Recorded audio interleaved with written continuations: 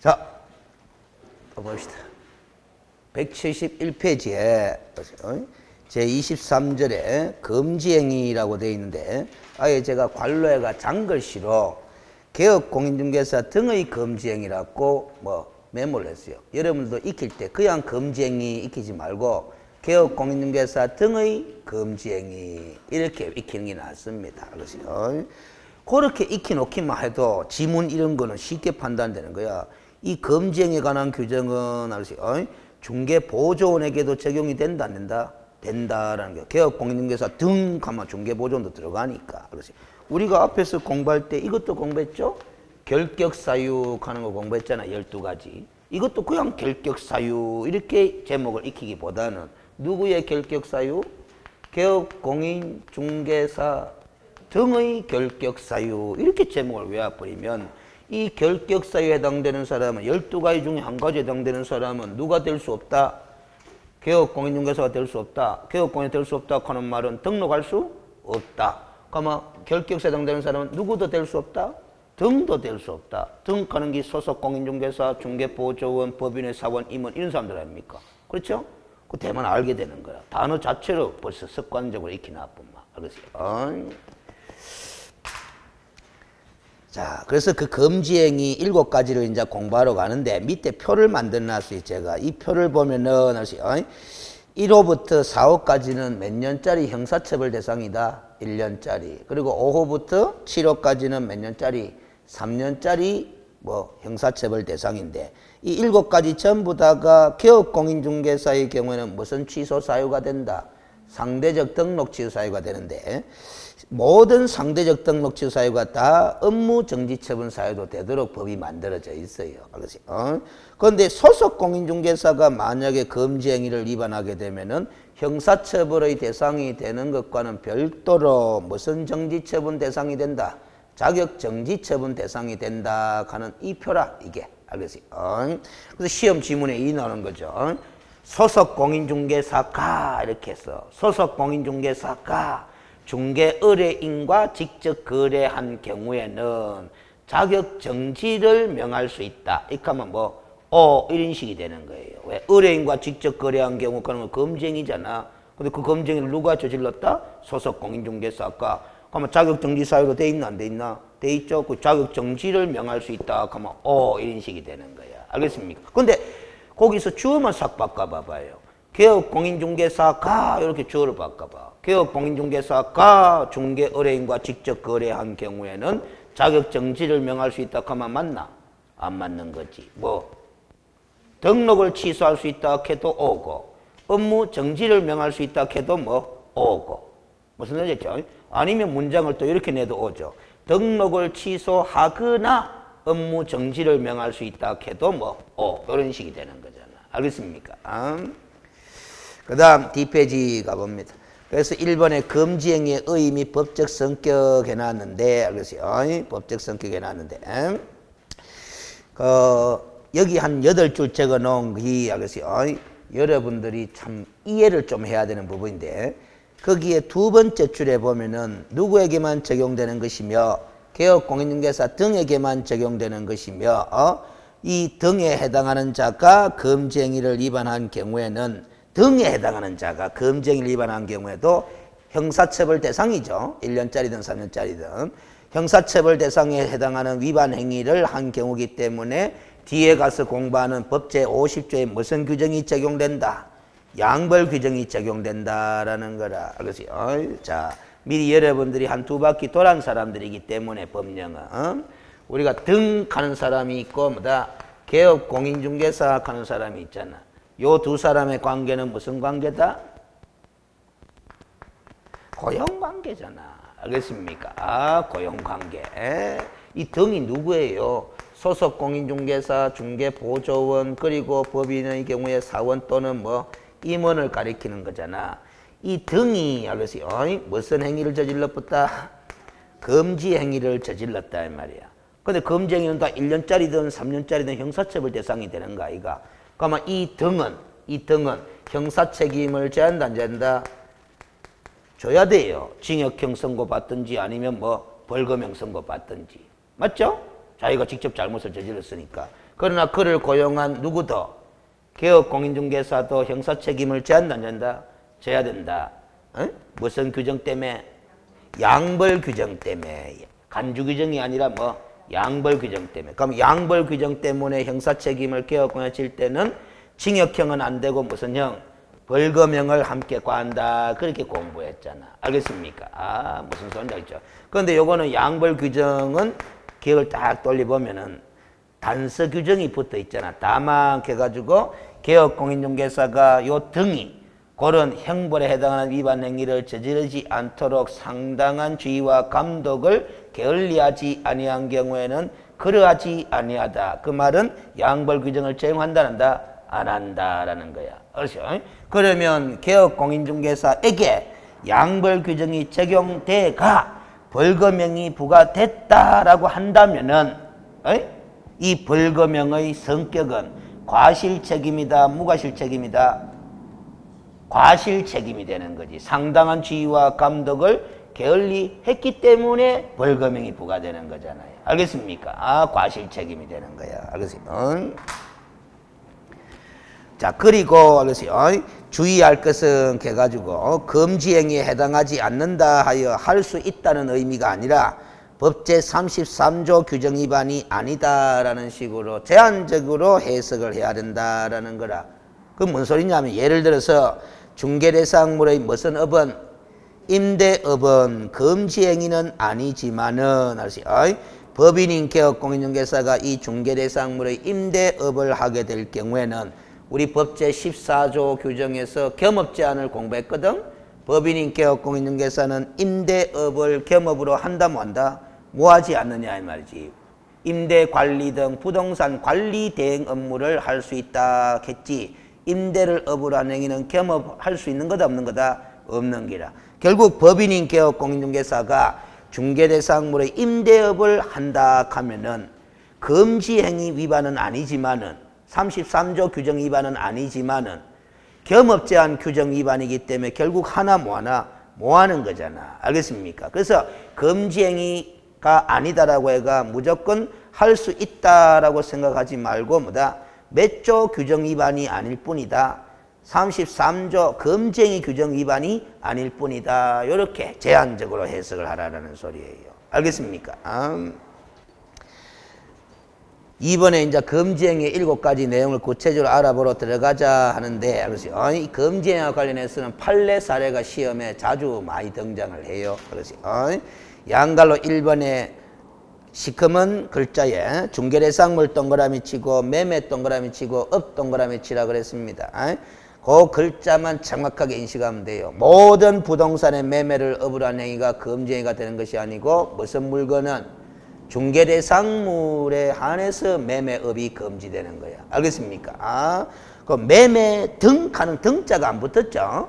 그래서 아까 위에서도 설명했다시피 임대업은 금지행위는 아니다라는 겁니다. 매매업이 금지지. 그리고 업을 동그라미 친 거는 단순한 매매 행위는 금지행위다 아니다? 아니다. 매매를 어떻게 해야? 업으로 해야 금지행위가 되는 거다라는 겁니다. 알겠어요? 그렇게 알고 있으면 돼요. 그런데 요거 하여튼 우리가 공부를 많이 안 하면은 이런 문제점이 발생합니다. 하나는 아는데 둘은 모르는 거야. 공부를 많이 안 하면. 그럼 지금 금지행위가 1번부터 7번까지가 있거든. 그럼 1번에서는 중개대상물의 뭐다? 매매를 업으로 하는 행위는 금지행위로 적혀져 있잖아.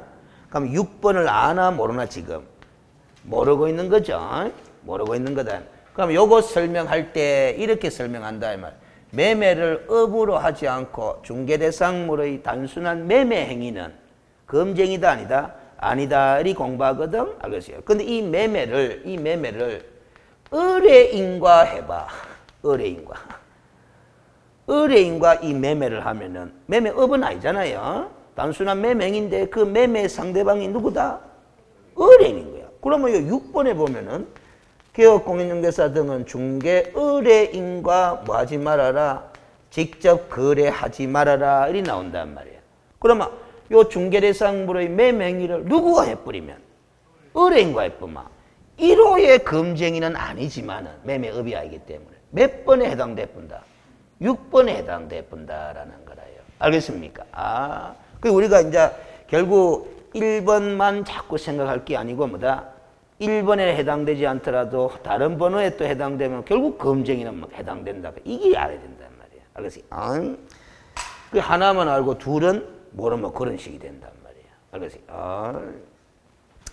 그래서 그걸 좀 설명을 해놨어요. 어디에 보면은 특히 마지막에 보면 양갈로 1번의 마지막에 보면 주의할 것은 해놨죠. 금쟁이가 아닌 단순한 매매의 거래 상대방이 누구인 경우에는 의뢰인인 경우에는 6호에 위반이 된다는 점이다. 이 설명해 놨잖아. 알겠지? 자, 그 다음에 양갈로 2번을 봅니다. 등록을 하지 아니하고 중개업을 영위하는 자, 무등록 중개업자죠. 그 자인 사실을 알면서를 동그라미 치놓으면 돼요. 그를 통하여 중개를 받거나 그에게 자기의 명의를 이용하게 하는 행위도 금지 행위로 규정이 되어 있다는 말이지. 그래서 그 밑에 내용은 다 지하도 좋습니다. 다 지하도 좋아요. 어디까지? 173페이지까지 싹 다 지하도 돼요. 다른 교재는 뭐 설명한 것도 없습니다. 아직까지 이 두 번째 금쟁이와 관련해서는 알면서 하는 요 단어만 갖고 출제했을 뿐이라. 그럼 모르고 그 무등록 중개업자로부터 중개를 받게 되면 금쟁이다 아니다? 아니다. 알면서 중개를 받으면 금쟁이다라는 게. 알겠습니까? 그것만 물어봤을 뿐이다. 그 밑에 판례는 그 상법상의 판례 논리인데, 그거는 아직 출제된 바가 없어요. 그 제교재가 단점이 그래요. 제교재가 중개사 자격증 따는데 100% 적합한 교재라고 볼 수는 없어요. 그 조금 깊이 있게 고민하는 공부를 할 수 있도록 조금 시험 출제가 되지도 않는 내용까지도 설명을 많이 해놓은 기다 이 말이에요. 알겠어요? 그래서 제가 지워도 좋다 이런 말을 하는 기다. 173페이지 양갈로 3번에 보면은 사례 정려 그 밖에 어떤 명목으로 가는데 어떤 명목 동그라미 치고 그 위에다가 요거는 적어놔라고 했습니다. 뭐는 제외. 부가세 제외 요리 적습니다. 제외라고 하면은 부가세는 받을 수 있다 없다? 있다라는 거지. 그래서 중개 보수 또는 실비를 초과하여 금품을 받는 행위가 금쟁인데 초과 동그라미를 딱 지나야 되죠. 그럼 이 문장을 보면 받을 수 있는 명목은 보수하고 실비뿐인데 그래서 사례 명목, 정려 명목 안 되는데 부가세 명목으로는 받을 수 있다 없다? 있다라는 겁니다. 그리고 보수와 실비를 받을 때도 한도를 초과하면 된다 안 된다? 안 된다라는 소리라. 자, 이와 관련해서 판례가 상당히 많이 나와 있어요. 그래서 1번 판례는 사례비나 수고비 등의 명목으로 금원을 받은 경우에 또라고 했어. 원래 받으면 되나 안 되나? 안 되잖아. 근데 받은 경우에 또 그 금액이 소정의 보수 금액을 많은 때는 초과하는 때는 규정을 위반한 행위에 해당한다는 게. 그럼 초과하지만 않았다면 위반이 아니다라는 소리다. 알겠어요? 그럼 예를 들어서 이런 논리가 된다는 겁니다. 이 판례는. 자, 법정 중개 보수 한도가 100만 원이라고 합시다. 가정합시다. 보수 한도가. 그런데 이제 의뢰인과 개업공인중개사가 약정으로 보수를 60만 원이 합의 본 거야. 그럼 합의된 대로 60만 원 받겠죠? 받는데 별도로 사례비로 사례비로 20만 원 이리 받은 거야. 알겠지? 그러면 여기 중개 보수고 이거는 사례비잖아요. 맞죠? 원칙대로라면 받으면 안 되는 건데 사례비는 보수가 아니니까 합치봤자 얼마밖에 안 된다. 80밖에 안 되고 한도를 초과한다 한다 안 하니까 이 경우에는 위반으로 보겠다 안 보겠다 안 보겠다 이 소리가 되는 겁니다. 근데 만약에 보수를 100만 원 받고 사례비를 20만 원 받아봐. 합치면 얼마고? 120만 원 되잖아요. 그럼 한도 초과됐다 안 됐다? 됐다. 위반이다. 이 보겠다라는 거예요. 알겠습니까? 그래서 이 판례는 조금 이렇게 받아들이는 게 좋아요. 이 돈의 성격보다는 금액을 중요시 여기는 그런 판례다 이렇게 보면 돼요. 이거는 돈의 성격이 사례비 아이가. 사례비는 받으면 안 된다라고 해놨는데도 불구하고 합치가 80밖에 안 되면 한도를 초과하지 않았기 때문에 허용해 주겠다 이 소리가 되는 거예요. 금액을 중요시 여기겠다라는 거거든. 알겠습니까? 2번 판례는 분양대행과 관련하여 교부받은 금원은 이래 있잖아요. 분양대행은 중개 업무가 아니잖아. 따라서 이 받은 금원은 중개 보수도 아니다라는 소리입니다. 그래서 초과수수가 금지되는 금원이 아니다. 즉 중개 보수가 아니다 이 소리야. 알겠어요? 그 다음 3번 판례는 이 중개 보수에 관한 규정들은 무슨 법규에 해당한다고 봐야 된다? 강행법규에 해당한다고 봐야 된다.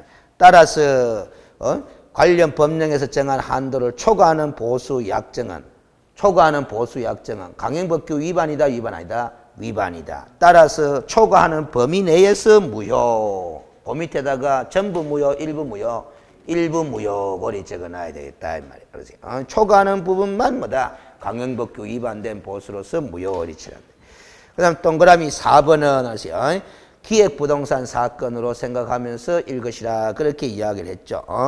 자, 그래서 읽어보겠습니다. 개업공인중개사가 자신의 비용으로 과수원인 토지를 택지로 조성하여 분할한 다음 토지 중 일부를 개업공인중개사가 임의로 정한 매매대금으로 타인에게 분양 판매하되 토지의 소유자 A에게는 그 매매대금의 분양 판매대금의 금액에 관계없이 확정적으로 금원을 지급하고 그로 인한 손해와 이익에 관한 부분은 개업공인중개사가 알아서 하기로 하는 약정, 이런 약정을 누구와 누구 사이에 한 거다? 개업공인중개사와 토지 소유자 A 사이에 한 거다라는 거야. 이런 약정은 중개의뢰계약이라고 할 수 있다 없다? 없다. 즉 중개계약이라고 할 수 없고 위임과 도급의 복합적 성격을 지니는 약정이라고 해석이 되는데, 그렇다면 개업공인중개사가 그 약정에 따라 행한 행위는 마지막으로 쭉 내려가 봐요. 중개 업무라고 볼 수가 없기 때문에 초과수수가 금지되는 개업공인중개사의 보수 등 금품에는 해당하지 않는다 이렇게 본 거예요. 중간을 또 생략해버리니까 무슨 소리인지 모르겠습니까? 계속 읽어봅시다 그러면. 약정이라 할 것인 바 네 번째 줄 끝에부터 읽을게요. 개업공인중개사가 행한 그 행위는, 즉 약정에 따라 행한 행위는 이런 행위를 했잖아요.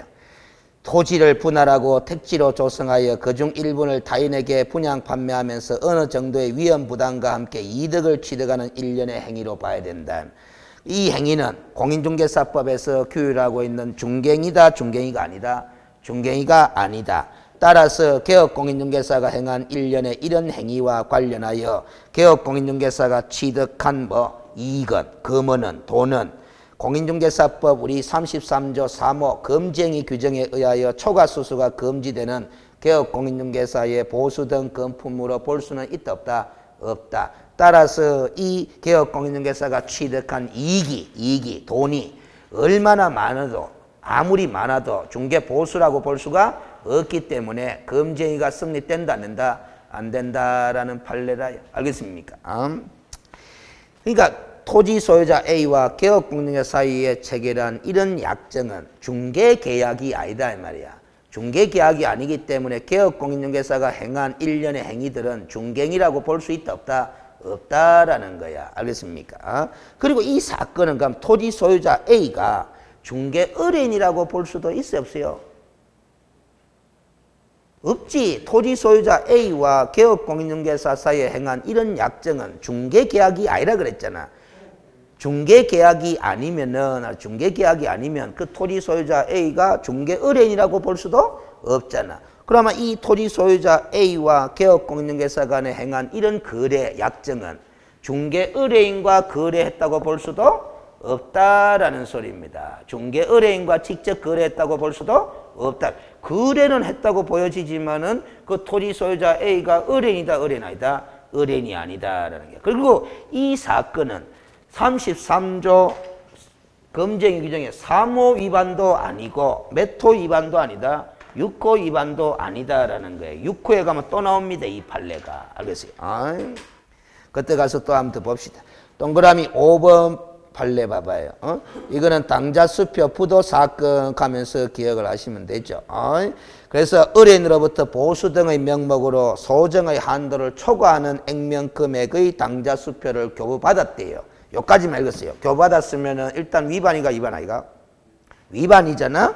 그런데 그 취득 당시 그 당자 수표를 교부받을 당시 보충할 수 없는 수표 요건이 헌결되어 있는 이른바 불완전 수표와 같이 그 당자 수표 자체에 이를 무효로 하는 사유의 기재가 있는 등의 특별한 사정이 없는 한 그 당자 수표를 받는 그 단계에서 곧바로 무슨 행위? 금지 행위에 뭐가 되는 것이고 기수가 되는 것이고 해놨어요. 금지 행위에 기수가 되는 것이고 해놨는데 기수하는 말은 알았어요. 이 말하고 같이 많이 들어봤잖아. 기수 미수. 금지행위의 기수가 된다 하는 말은 금지행위가 바로 뭐다? 범죄다라는 소리예요. 범죄행위의 기수가 되고 이런 소리입니다. 왜 범죄냐? 금지행위는. 금지행위 7가지는 전부 다 1년짜리 또는 3년짜리 형사처벌의 대상이 되는 행위잖아요. 형사처벌의 대상이 되는 행위를 전부 다 뭐라고 하는 거다? 범죄행위라고 하는 거거든. 그 금지행위의 기수가 되는 것이고 하는 거. 범죄의 기수가 성립된 거다. 이 말. 뭐 받는 상태에서 당자수표를 교받는 그 단계에서 받자마자 바로 금지행위가 성립돼 버렸다라는 겁니다. 비록 그 후에 당자수표가 부도 처리되었다거나 또는 중개인에게 그대로 반환 처리되었다 하더라도 범죄의 성립에는 금지행위의 성립에는 범죄의 성립에는 아무런 영향이 있다 없다? 없다라는 판례가요. 알겠습니까? 죄의 성립에는 영향이 없어요. 알겠어요? 성립에는. 그러면 이거 부도 처리되었다, 그대로 반환 처리했다 하는 이런 사정은 죄의 성립에는 영향을 미치는 사정은 아니지만은 죄가 성립됐으면 나중에 책임을 물어야 될 거 아닙니까? 형사처벌로서 형사처벌의 양을 정할 때 참작할 만한 사정은 된다라는 것 뿐이지. 알겠어요? 근데 그런 거는 우리 시험에서 안 물어봐. 죄가 성립되느냐 안 되느냐만 묻는 거지. 금지행위가 성립되느냐 안 되느냐만 묻는 거지. 아까도 이야기했다시피 뭐다? 보수를 받을 수 있느냐 없느냐만 물어보지. 보수 금액은 어떻게 산정한다 그런 까지는 안 물어본다 이 말이야. 그리고 손해배상 책임이 성립되느냐 안 되느냐만 물어보는 거지. 손해배상 금액은 어떻게 산정할 거냐 하는 걸 물어본다 안 물어본다? 안 물어본다라는 거야. 알겠어요? 그 다음 6번째 판례는 아까 처음에 봤던 권리금 사건과 유사한 사건인데, 자 읽어봅니다. 권리금은 무형의 재산적 가치로서 중개대상물이라고 볼 수는 없지 않느냐. 그러한 유형무형의 재산적 가치의 양도, 즉 권리금의 양도에 대해서 중개를 한 것은 중개행위라고 볼 수 있다 없다? 없다. 따라서 중개보수의 한도액 역시 이러한 권리금 거래 대상의 중개행위는 적용되지 아니한다라는 거지. 알겠어요? 그런데 이 사건은 알겠어요? 토지와 건물의 임차권 권리금 시설비에 무슨 계약을 중개하고 교환계약을 중개하고 그 사례금을 수령하였는 바 사례금 속에는 상가건물의 임차권뿐 아니라 권리금 및 시설비의 교환 수수료까지 포함되어 있음이 분명하다고 보여지는데 포괄적으로 지급받은 그 사례금 중에 얼마까지가 중개보수에 해당하는지 특정할 수 있겠더라 없겠더라? 없겠더라. 따라서 그 사례 금액이 좀 많다고 해가지고 법에서 정한 보수 한도를 초과하여 중개보수를 지급받았다고 단정 지을 수는 있다 없다? 없다라는 겁니다. 돈의 성격이 명확하게 구별이 안 되더라라는 소리지. 알겠습니까? 그 다음 양갈로 4번의 금쟁이가 당해 중개대상물의 거래상 중요사항 동그라미 치라 그랬습니다. 거짓되는 그 밖의 방법으로 의뢰인의 판단을 그르치게 하는 행위 났습니다. 그 밖의 방법 동그라미 치면 돼요. 그 어떠한 방법이든지 의뢰인의 판단을 그르치게 하지 말아라. 무슨 사항에 대해서는?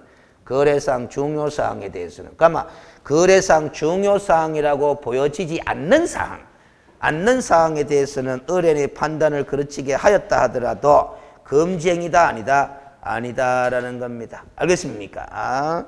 그런데 금지행위가 아니다고 해가지고 거짓말 등으로 의뢰인의 판단을 그르치게 해서는 안 되죠. 왜?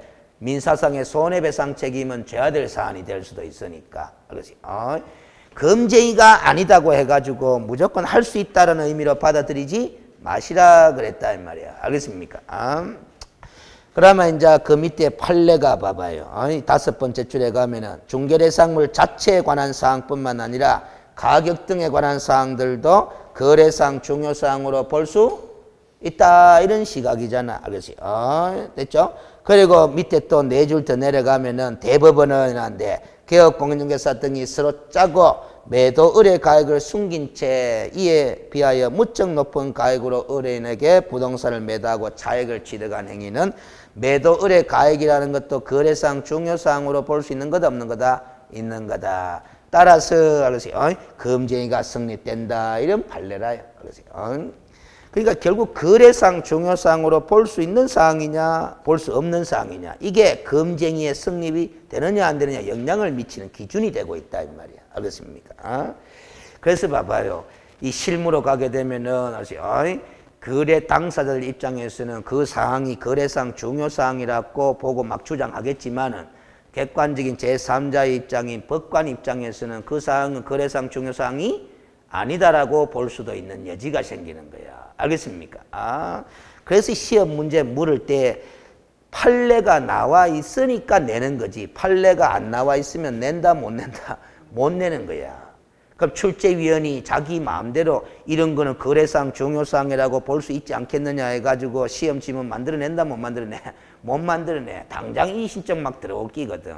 근데 판례가 나온 게 있으니까 뭐다? 요거는 거래상 중요사항으로서 거짓말해가 의뢰인의 판단을 그르치게 되면은 금쟁이가 맞다 하면서 물어보잖아. 알겠어요? 판례가 나와 있으니까. 그 옛날에 11회 때까지인가는 판례가 나왔다 안 나왔다? 안 나왔어요. 알겠어요? 판례가 안 나왔으니까 무슨 내용만 갖고 시험 지문을 구성했다? 법조문만 갖고. 그럼 쉬웠겠나 어려웠겠나? 쉬웠겠지. 공부할 양도 별로 없었겠지. 근데 그때도 합격자가 많아서 별로 없었어요. 별로 없었어요. 근데 그때 당시에는 법조문만 갖고 문제를 내다 보니까 어떤 문제가 많은 줄 알아요? 그대로 내면은 너무 쉽거든. 그러니까 이 떨어뜨려야 되는 시험에서 그렇게 낼 수가 없으니까 이제 토시 하나를 살짝 바꾸는 게야. 소위 여러분들 말대로 말장난하는 거 있잖아. 알겠습니까?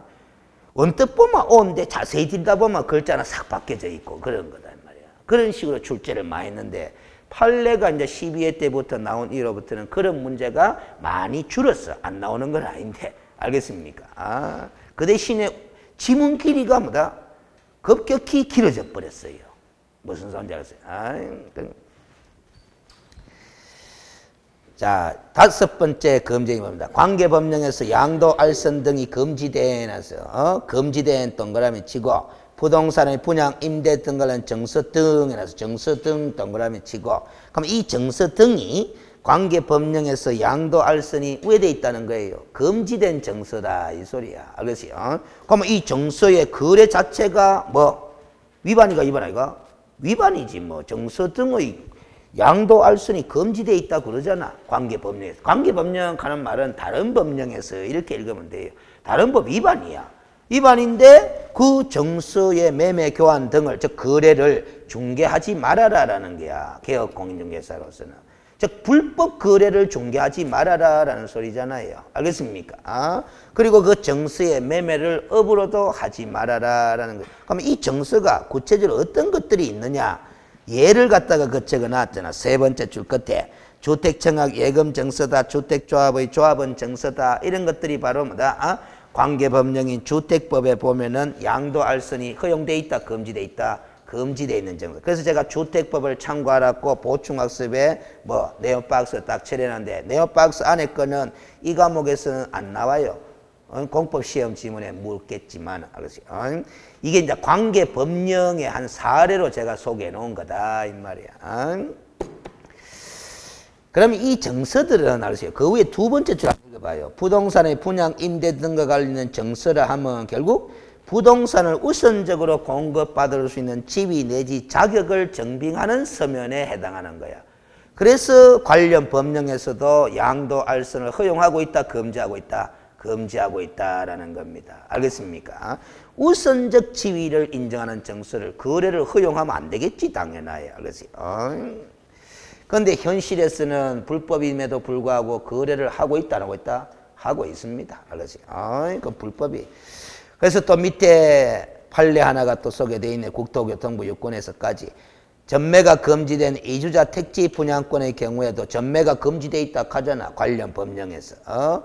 이 이주자 택지 분양권도 개업공인중개사로서는 매매하는 것을 알선 중개하면 된다, 안 된다? 안 된다. 금쟁이다라는. 그리고 특정한 아파트에 입주할 수 있는 권리가 아니라 아파트에 대한 추천기일에 신청을 하여 당첨이 되면 아파트의 분양 예정자로 선정될 수 있는 지위를 가리킨 데 불과한 입주권의 매매를 알선 중개한 경우에도 결국 금지행위다, 아니다? 금지행위다라는 게 알겠어요. 그러나 앞에서 우리가 중개대상물 공부할 때 동호수가 특정된 아파트 분양권은 장래 건축 예정인 건축물로서 중개대상물로 봐야 되지 관계법령에서 양도할 수는 금지된 정서라고 봐서는 된다, 안 된다? 안 된다라는 거예요. 그 다음 D페이지로 넘어가 봅니다. 자, 그래서 세 번째 줄에 한번 봐봐요. 양도 알선을 금지하고 있는 정서회가 관로안에 예를 들어서 또 소개해놨죠. 소위 현실에서 딱지 가는 게 바로 이 관계법령에서 양도 알선이 금지된 정서일이 되는데, 이 규제를 하는 이유는 투기 억제라는 규제의 필요성 면에서 차이가 없다고 할 수 있으나 형벌 법규, 특히 어떤 행정 목적을 달성하기 위해 규제하고 그 행정 목적의 실현을 담보하기 위해 위반을 처벌하는 행정 형벌 법규의 경우에는 그 다음 표현 잘 깨달아요. 문장을 외우려고 하지 말아요. 제가 쭉 읽는 거는 법문에 엄격한 해석이 요구되므로 해놨어요. 법문에 엄격한 해석이 요구되므로. 무슨 소리냐 하면은 이런 소리야. 그 행정형벌법규 하잖아요. 행정형벌법규 하잖아요. 그러면 행정형벌이든 어쨌든 형벌법규잖아. 그러면 형벌법규는 전부 다 무슨 행위를 규정해 둔 거다? 범죄 행위를 규정해 둔 거예요. 알겠습니까? 범죄라는 게 형벌의 대상이 되는 불법 행위를 범죄라 그러니까. 그 범죄 행위가 성립되나 안 되나를 판단할 때는 항상 엄격한 해석이 필요하다라는 거야. 무슨 원칙 때문에 그러냐면 죄형 법정주의 원칙 때문에 그래요. 엄격한 해석이 필요하다. 그러면 여기서 말하는 정석하는 글자를 해석할 때도 엄격한 해석이 필요하다라는 소리야. 그래서 우리가 동호수가 특정된 아파트 분양권 가는 것도 정수예요, 정수 아니에요? 분양계약서 정수 아이가? 그 정수는 여기서 말하는 금지된 정수에 속한다, 안 속한다? 안 속한다라는 게 엄격한 해석이 요구된다라는 소리입니다. 정서라고 해가 부동산을 공급받을 수 있는 지위 내지 자격을 가리키는 정서라고 해가 무조건 다 이 금지행에서 말하는 정서의 범위에 들어간다고 해석해서는 안 된다라는 소리예요. 그래서 정서 등의 정서의 존재 형태가 전혀 다른 동호수가 특정된 아파트 분양권까지 포함시키는 해석은 받아들일 수 있다, 없다? 없다라는 거야. 결국 동호수가 특정된 아파트 분양권은 요 5번에서 말하는 관계법령에서 양도 알선이 금지된 정서에 속한다, 안 속한다? 안 속한다라는 판례입니다. 제가 이렇게까지 쭉 읽어가면서 판례를 이야기하는 이유가 이것 때문에 그렇습니다. 지금 판례를 갖다가 출제할 때 시험 출제위원이 표현을 어떻게 구사할지 예상을 한다, 뭐 한다? 뭐 하는 거예요? 알겠습니까? 거의 판사가 쓰는 판결문의 요지를 다 읽으면서 어떤 취지의 판례구나 하는 걸 받아들여야만이 출제할 때 표현이 바뀌어가 나와도 판단이 가능하다, 불가능하다? 가능하다라는 소리입니다. 알겠어요? 그래서 예를 들어서 공부를 아주 단순하게 하면 이렇게밖에 안 하잖아. 동호수가 특정된 아파트 분양권은 금지행위의 대상이 되는 정서에 속한다, 안 속한다? 안 속한다. 이렇게만 공부를 딱 해가 들어갔어. 그런데 시험 지문에 금지행위의 대상이 되는 정서의 범위에는 정서의 존재 형태가 전혀 다른 분양권을 포함시키는 해석은 분양권은 포함되지 않는다 이런 식으로 표현을 바꿔내버린다 이 말이에요. 똑같은 판례를 내는 거잖아요. 그래도 판단할 수 있도록 하기 위해서 자꾸 글을 읽어주는 거야. 알겠습니까? 양갈로 6번 여섯 번째 검증입니다. 중개의뢰인 동그라미 치라 그랬고 직접 거래를 동그라미 치라 그랬어요. 그리고 쌍방을 대리 동그라미 치라 그랬고. 자 그러면 이것도 실수하지 말고 주의하라 그죠? 직접 거래는 검증이다 검증이 아니다? 아니다라는 거죠. 누구와의 직접 거래가 검증이다? 의뢰인과의 직접 거래가 검증이다라는 소리입니다. 알겠습니까? 모든 직접 거래가 검증이가 되는 게 아니고 누구와의 직접 거래만 의뢰인과의 직접 거래만 검증이다라는 소리야. 그럼 의뢰인이 아닌 자와의 직접 거래는 검증이다 아니다? 아니다라는 논리가 되는 거예요. 알겠습니까? 그래서 좀 더 판례 나오면 그때 가서 봅시다. 그래서 방갈로 1번에 봐봐요. 방갈로 1번에 여섯 번째 줄에 갑니다. 개업공인중개사 등에 대하여 이 규정을 여섯 번째 검증의 규정을 적용하기 위해서는 먼저 개업공인중개사 등이 의뢰인으로부터 뭐를 받았다는 점이 전제되어야 된다. 중개 의뢰를 받았다라는 점이 전제되어야 한다라는 겁니다. 그래서 이 규정에서 금지하고 있는 의뢰인과의 직접 거래란 무슨 뜻이냐? 개업공인중개사 등이 의뢰인으로부터 의뢰받은 매매, 교환, 임대차 등과 같은 권리의 득실빙한 행위에 무슨 상대방이 되는 경우를 말한다? 직접 상대방이 되는 경우가 바로 의뢰인과의 직접 거래가 되는 거다. 그렇다면 자 개업공인중개사가 중개인 가는 글자는 다 개업공인중개사로 바꿔 읽으면 돼요. 토지 소유자와 사이에 개업공인중개사 자신의 비용으로 토지를 택지로 조성하여 분할한 다음 토지 중 일부를 개업공인중개사가 임의로 정한 매매대금으로 타인에게 분양 판매하되 토지의 소유자 A에게는 매매대금의 금액에 관계없이 확정적인 금원을 지급하고 그로 인한 손해와 이익은 개업공인중개사가 알아서 하기로 하는 약정을 한 경우 이러한 약정은 위임과 도급의 복합적 성격을 지니는 약정으로서 개업공인중개사가 토지 소유자로부터 토지에 관한 중개 의뢰를 받았다고 할 수 있다 없다? 없다. 따라서 이러한 약정을 토지 소유자와 개업공인중개사가 했다 하더라도 의뢰인과 거래했다고 볼 수 있다 없다? 없다. 그래서 토지에 대한 권리의 득실빙한 행위에 직접 상대방이 되었다고 보기도 어렵다. 직접 상대방이 되었다고 보기도 어려우니까 의뢰인과 직접 거래에 해당한다? 해당하지 않는다? 해당하지 않는다. 아까 기획부동산 사건 판례하고 똑같은 거잖아요. 알겠습니까? 그래서 그 기획부동산 사건은 뭐다? 부동산 사건은 법정 중개 보수를 초과해서 받았다고 볼 수도 없고 의뢰인과 직접 거래했다고 볼 수도 없고 그래서 이리저리 검증이 성립된다 안 된다? 안 된다라는 판례입니다. 두 규정을 다 해석해 놓은 게야. 그 기획부동산 사건은. 3호 위반도 아니고 6호 위반도 아니다라는 판례입니다. 그래서 관련 판례가 보충학습회가 또 4개 소개하는데 한번 봅니다. 의뢰인에 해당하느냐 안 하느냐가 검증이 성립에 영향을 미치는 거죠. 그래서 의뢰인이 해당하느냐 안 하느냐 여부는 무슨 계약관계가 있느냐 여부에 따라 판단해야 된다. 중개계약관계가 있느냐 없느냐 여부에 판단해야 된다. 그럼 방금 봤던 기획부동산 사건은 토지 소유자와 개업공인 사이에 그렇게 약정한 거는 중개계약이라고 볼 수 있다 없다? 없다. 위임과 도급의 복합적 성격 지니는 약정이다 했으니까 중개계약관계가 존재하지 않잖아. 그러니까 토지 소유자는 개업공인중개사의 의뢰인이라고 볼 수 있다 없다? 없다. 그래서 의뢰인과 직접 거래가 아니다. 이렇게 나오는 거예요. 그럼 2번 판례는 직접 거래해서는 안 되는 의뢰인의 범위에는 소유자뿐만 아니라 누구도 포함하는 것으로 봐야 된다. 소유자로부터 거래에 관한 대리권을 수여받은 대리인이나 거래에 관한 사무의체를 위탁받은 누구도 포함이다. 수임인도 포함이다라는 게야. 의뢰인의 범위에는 대리인과 수임인도 포함이다 포함이다? 포함이다라는 거죠. 그럼 그 대리인과 직접 거래도 의뢰인과 직접 거래, 수임인과 직접 거래도 의뢰인과 직접 거래 이렇게 된다. 그 다음에 3번은 국토교통부 요건해석이네. 또 한번 읽어봅니다. 의뢰인과의 직접 거래라 하면 아까도 봤죠. 개업공인중개사가 본인 소유의 중개대상물을 중개 의뢰인에게 직접 매도 임대하거나 이것도 의뢰인과 직접 거래죠. 그 다음 중개 의뢰인이 의뢰한 중개 대상물을 개업공인중개사 본인 명의로 매수 임차하는 것을 의미한다.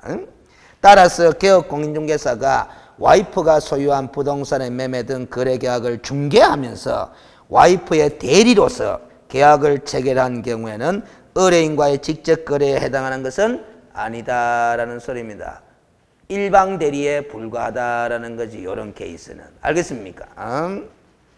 4번 개업공인중개사가 매도인으로부터 매도 중개를 받은 다른 개업공인중개사의 중개로 부동산을 매수하여 매수 중개를 받은 또 다른 개업공인중개사의 중개로 매도한 경우 의뢰인과 직접 거래에 해당한다고 볼 수가 없다라는 거죠. 이 케이스는 직접 거래를 하긴 했지만은 그 거래한 상대방이 자신의 의뢰인이다, 의뢰인 아니다, 아니더라라는 겁니다. 다른 개업공인중개사의 중개를 통해서 거래를 했기 때문에 의뢰인과의 직접 거래로 볼 수는 없다라는 겁니다. 근데 원래 판결문에 보면은 갑을병 관로가 안 붙어 있어요. 제가 붙여놨지. 그래서 개업공인중개사가 3명 등장한다 하는 걸 잘 발견할 수 있도록 읽어야 돼. 알겠습니까? 이 그림을 그려줬죠? 그림을. 다시 그림을 그려봅니다.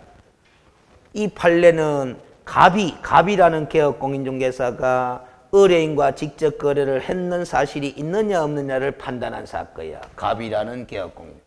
을병의 불법을 판단한 게 아니고 갑이라는 개업공인중개사의 의뢰인과 직접 거래 여부를 판단하는 게. 이 갑이 알겠어요? 요 매도인과 매매를 해가지고 매수를 했다 안 했다? 했다 이 말이야. 알겠습니까? 그럼 이 개업공인중개사 갑은 직접 거래를 하긴 했어요, 안 했어요? 했지? 자기가 거래 당사를 했잖아. 근데 그 거래 상대방이 매도인이 자신의 의뢰인이다, 을의 의뢰인이다. 을의 의뢰인인 거야. 그래서 을이 중개를 해가 뭐다? 매수를 한 거다 이 말이지. 그리고 매수한 그 물건을 다시 팔아먹었어. 매도를 했는데 요 매수인한테 팔아먹었는데 그럼 또 직접 거래했어요, 안 했어요? 했는데 뭐다? 이 매수인이 갑의 의뢰인이 아니고 누구의 의뢰인이다? 병의 의뢰인이더라. 병이 중개를 해가지고 팔아먹었다라는 겁니다. 그러면 갑은 매도인으로부터 매수해가 그 매수한 물건을 다시 매수인에게 매도를 했는데 거래를 2번 했는데 직접 거래를 2번 했는데 둘 다 이 다른 개업공인중개사의 중개를 통해서 거래를 했으니까 의뢰인과 직접 거래라고 볼 수는 없다라는 판례라요. 알겠어요? 근데 여기서 한 단계 발전하는 설명도 해야 된다. 갑이 그나마 사가 팔고 했잖아? 이걸 거듭해. 사가 팔고 이런 식으로. 거듭해. 알겠어요? 그러면 뭐고 요게? 매매업이 되는 거예요. 매매업이 되면은 뭐가 된다? 1번의 검증이가 성립될 수 있는 거라. 알겠습니까? 근데 이 사건은 이제 업의 형태로 하지는 않았다라는 거지. 알겠어요? 자, 그러면 됐고, 알겠어요? 그 밑에 판례가 또 하나 소개되어 있는데 5번 시험에 나옵니다. 알겠어요? 자, 일단 결론부터 이야기하고 읽어봅니다. 의뢰인과 직접 거래하지 말아라 하는 이 규정이 있잖아. 이 규정은 단속 규정이다, 효력 규정이다. 단속 규정이다, 효력 규정. 자, 일단 그걸 판단하라는 건데 이걸 효력 규정으로 봐버리면은 의뢰인과 직접 거래한 거 있잖아요. 의뢰인과 직접 거래한 거는 유효다, 무효다?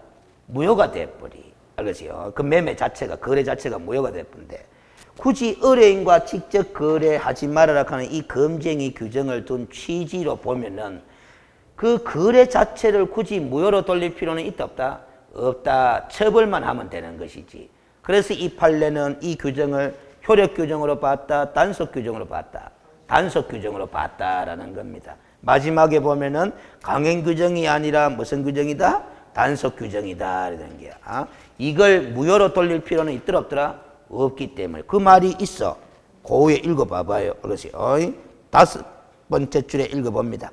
위 규정에 위반하여, 이 규정에 위반하여 한 거래 행위가 사법상의 효력까지도 부인하지 않으면 안 될 정도로 현재의 반사회성, 반도덕성을 지닌 것이라고 할 수 없을 뿐만 아니라 행위의 사법상의 효력을 부인하여야만 비로소 입법 목적, 이 규정을 둔 목적을 달성할 수 있다고 볼 수도 없고, 위 규정을 효력 규정으로 보아 이에 위반한 거래행위를 이런 거래행위를 일률적으로 다 무효로 할 경우 의뢰인이 직접 거래임을 알면서도 자신의 이익을 위한 거래까지도 단지 직접 거래라는 이유로 효력을 부인하여 거래의 안전을 해칠 우려가 있으므로 이 규정은 무슨 규정이 아니라 효력 규정이 아니라 뭐 단속 규정이라고 봐야 된다 하는 판례가 나왔다 이 말이에요. 그 효력 규정 하는 글자가 있어 없어요? 있잖아. 그 강행 규정 하는 게 바로 무슨 규정이다? 효력 규정이다 이 말이야. 알겠습니까? 근데 여러분들 민법 공부할 때는 이렇게 또 설명드리니까 오해하면 안 돼요. 강행 규정은 또 뭐 강행 규정 해가지고 뭐 효력 규정과 뭐다 단속 규정으로 또 구분한다 이렇게 공부하거든. 효력 규정도 강행 규정, 단속 규정도 뭐 강행 규정 이렇게 공부하거든. 그러면 이 말이 맞나? 안 맞잖아요. 자, 그러면 이렇게 처리하면 돼요. 우리 민법에서 강행 규정 하면은 강행 규정 하면 뭐하고 같은 의미로 쓰는 거다? 효력 규정하고 같은 의미로 쓰는. 그래서 여러분들이 강행 규정에 위반된 약정은 뭐다? 무효하잖아. 무효하잖아. 강행법규에 위반된 약정은 뭐다? 무효한단 말은 그 강행법규라는 게 무슨 규정이기 때문에? 효력 규정이기 때문에. 알겠습니까? 그래서 우리가 이제 이 특별히 그 강행 규정이 단속 규정으로 해서 성격을 지닐 때는 특별히 단속 규정이라고 표시를 해준다 이 말이에요. 알겠습니까? 강행 규정 하는 말로 하면 일단은 여러분들은 무슨 규정으로 받아들이면 된다? 효력 규정으로. 그러면 또 묻겠습니다. 요 3번에 사례비, 수고비 그 밖에 어떠한 명목으로도 법정 중개 보수 또는 실비를 초과하여 금품을 수수한 행위를 해서는 된다 안 된다? 안 된다라는 거야. 이것도 검증의 규정이잖아. 이 규정은 우리가 대부분 판례 공부한 바에 따르면은 효력 규정, 단속 규정, 효력 규정으로 보고 있잖아. 일부 무효하면서 공부했잖아요. 효력 규정으로 보고 있잖아. 이거는 효력 규정, 6호는 뭐 단속 규정 하는 게다 이 말이야. 알겠습니까? 무슨 소리인지. 그 다음 됐고 뒷페이지 봅니다.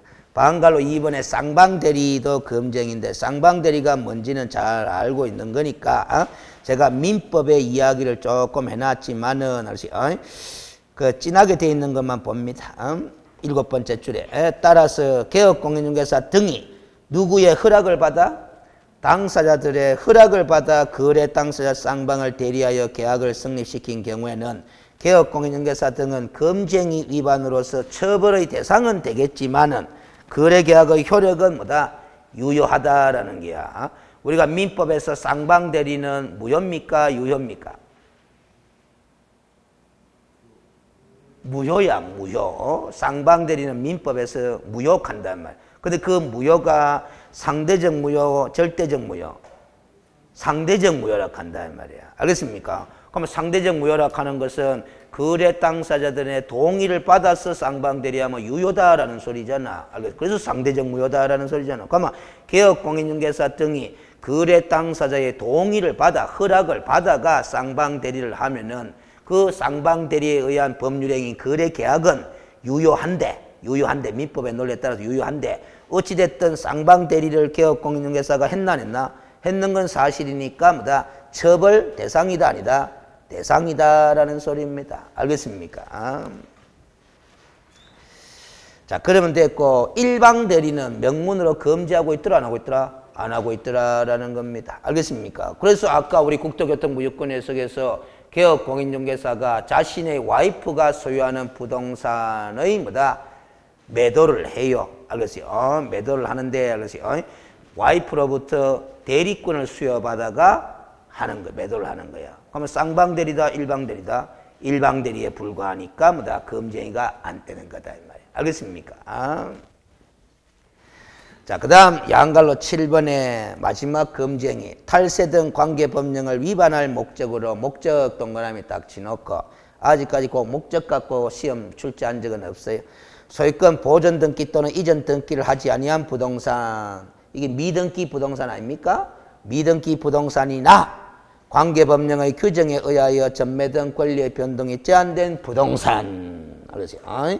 이런 부동산의 매매를 중개하는 것은 투기 조장한 행위로서 무슨 행위다? 금쟁이다라는 게. 결국 미등기 부동산의 전매를 중개하면 검증이가 되는 거고, 그 다음에 관계법령의 규정에 전매 등 권리의 변동이 제한된 부동산 하는 것은 가장 대표적인 사례로 투기 과열지구 내에 우리 교재 어디죠? 난 오른쪽 페이지 가봐요. 오른쪽 페이지에 가면은 179페이지에 여섯 번째 줄에 보면 관계법령의 규정에 의해 전매 등 권리의 변동이 제한된 부동산이라 하면 예를 들어서 주택법에 의해 전매 제한 대상인 투기 과열지구 안에서의 아파트 분양권, 요걸 기억하면 쉽다. 그럼 투기 과열지구 안에서 아파트 분양권은 전매를 일정 기간 동안 허용하고 있다, 금지하고 있다? 금지하고 있다. 그 금지된, 전매가 금지된 아파트 분양권의 매매를 중개하면은 공인중개사법상 금지행위가 성립된다, 안 된다? 된다. 그 소리가 되는 겁니다. 알겠어요? 근데 이제 그 안에 뭐 설명이 좀 많이 돼 있는 거는 알겠어요?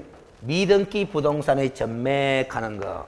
미등기 부동산의 전매를 중개하면은 금지행위가 된다 하는 거는 알았죠?